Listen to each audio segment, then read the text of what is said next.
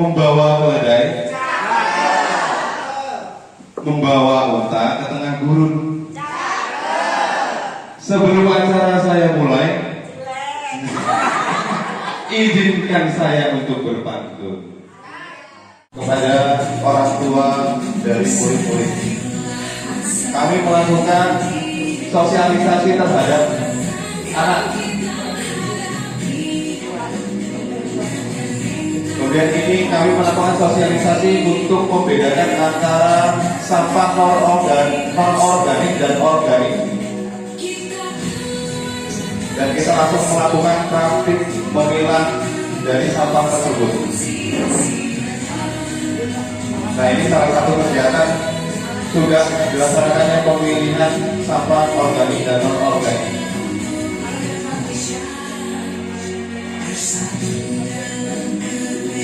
Ini kita sudah melakukan penanaman bibit ke media.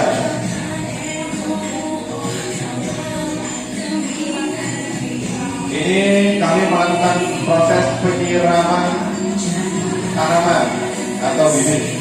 Nah, ini kami melakukan pengukuran dari tanaman, yakni tanaman kangkung.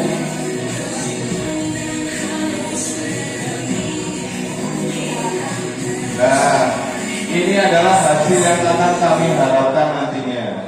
Jadi selama ini kami masih sedang proses. Itu tadi adalah contoh hasil yang kami harapkan.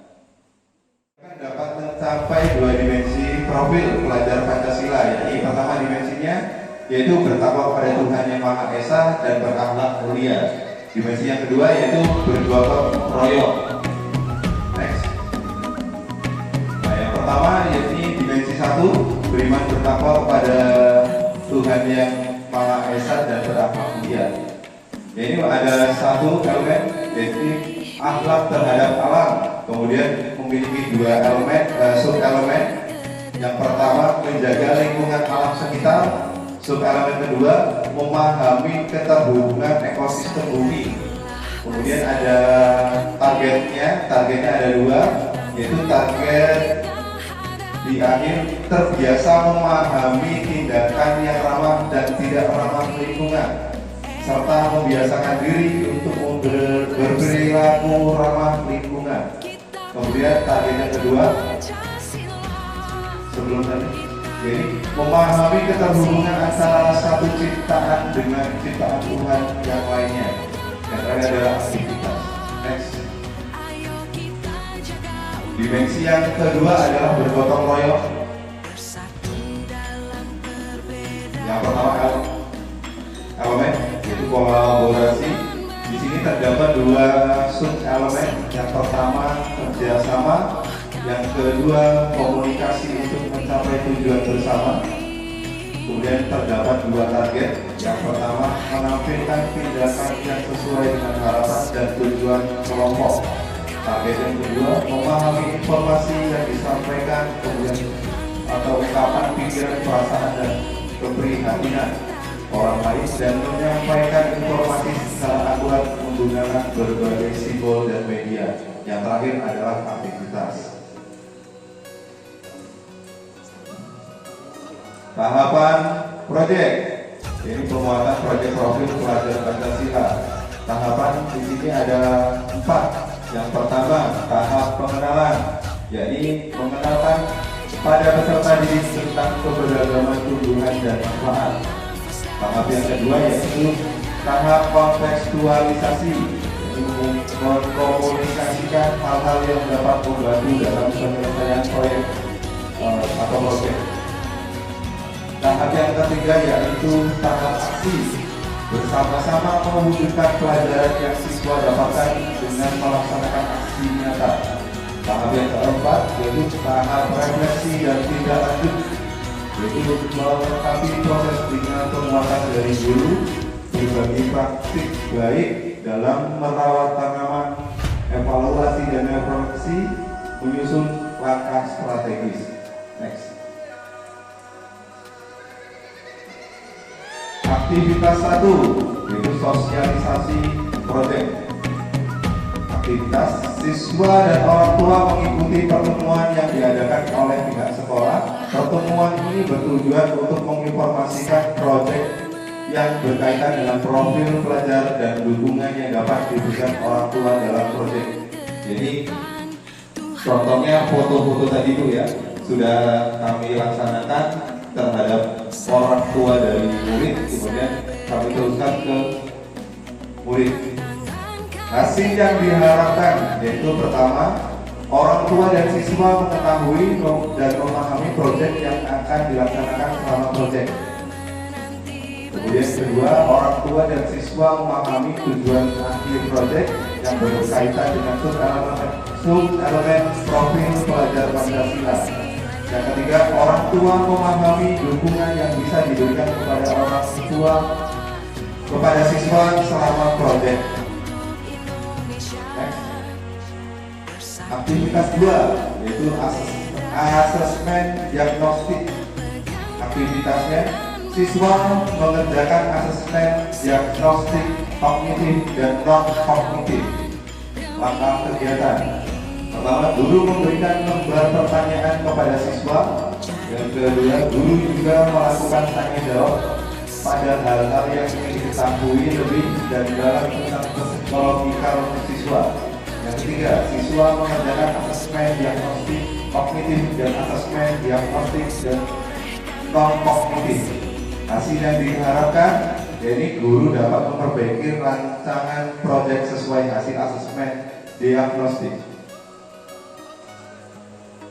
Aktivitas 3 yaitu pengenalan. Aktivitasnya, siswa diberikan wawasan tentang macam-macam lingkungan yang ada di sekitar dan tindakan-tindakan yang ramah dan tidak ramah lingkungan.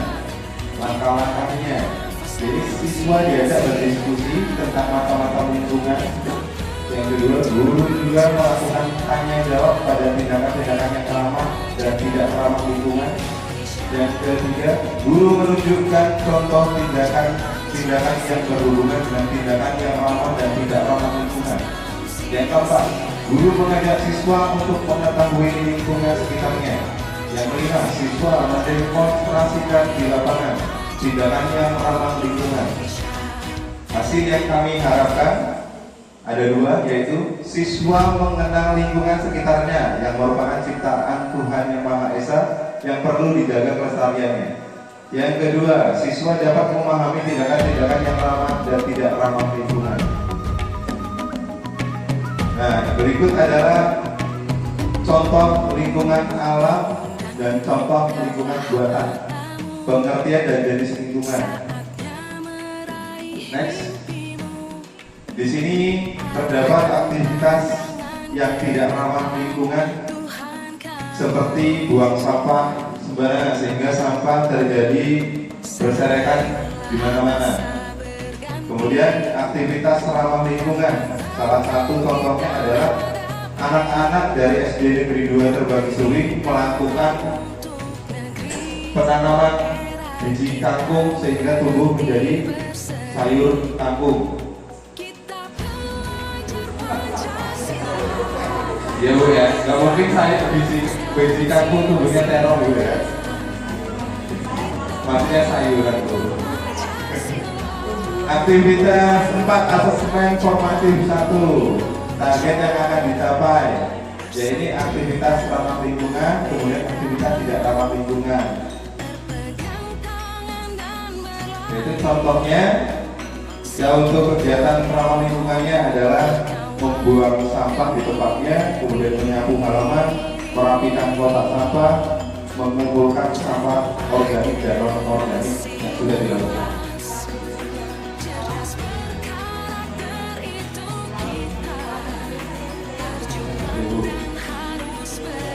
Next sudah paham ya untuk ini?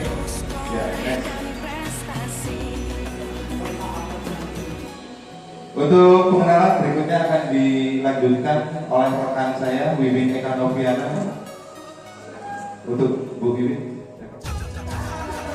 Pada anak-anak tentang bagian-bagian tumbuhan. Karena sebelum kita masuk ke penanaman kaktus, kita harus anak-anak harus tahu dulu bagian-bagian tumbuhan yang ada. Di sini ada identifikasi bagian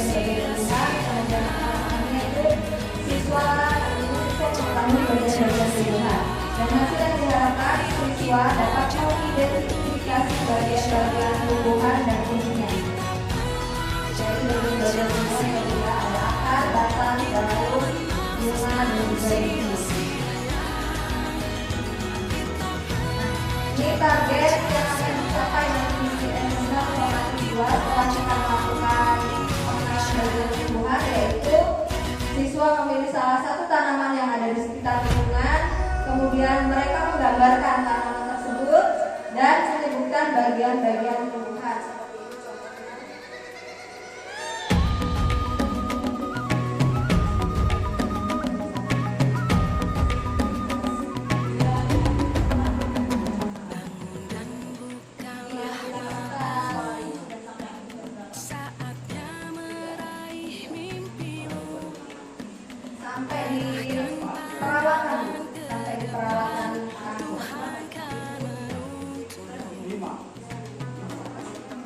Ya ini di observasi gambar observasi perawatan tanaman sayur di minggu pertama.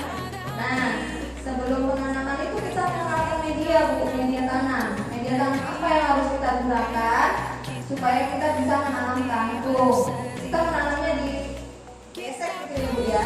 Jadi nggak lahan itu nggak kita melalui besek, kemudian bawah sini kita transport. Jadi kita pengenalan dulu secara langsung gurunya memberikan pengenalan tentang media tanam kepada siswa-siswanya.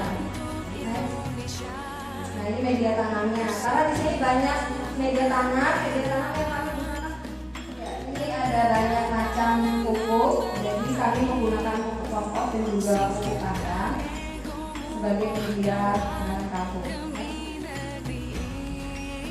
Nah ini aktivitas 8 tahap aksi nyata. Siswa melakukan aktivitas 8 melakukan penanaman bibit berdasarkan pembagian kelompok dan lahan yang sudah disediakan. Kemudian langkah kegiatannya siswa menanam bibit, kemudian lakukan proses perawatan setiap harinya, kemudian mencatat hasil pengamatan di lembar pengamatan. Sudah sampai sini ya? Ya, sudah. Udah sampai sini aja dulu berarti Ya. penjelasannya. Oke. Jadi hasil yang diharapkan nanti siswa memperoleh pengalaman. Demikian presentasi. Ulang kali Pak. Ada nggak sih sesuatu yang dirasa nggak pas? Sekiranya dari teman-teman ada yang kurang dari ya akan menanggapi presentasi dari kami. Kelihatan nggak ini? Oh, silakan. Ya kalau yang ide dua.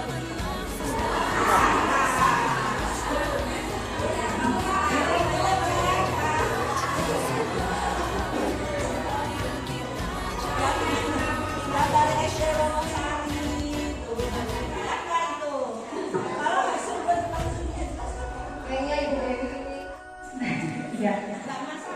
Iya Bu. Di sini yang ingin kami tanyakan untuk SD Negeri 2 mulai penanaman itu sejak kapan Bu? Terus kan ini Bu, kalau kami kan mulai dari bulan Agustus. Jadi kan sekarang itu sudah mulai tahap panen ya Bu yang lainnya.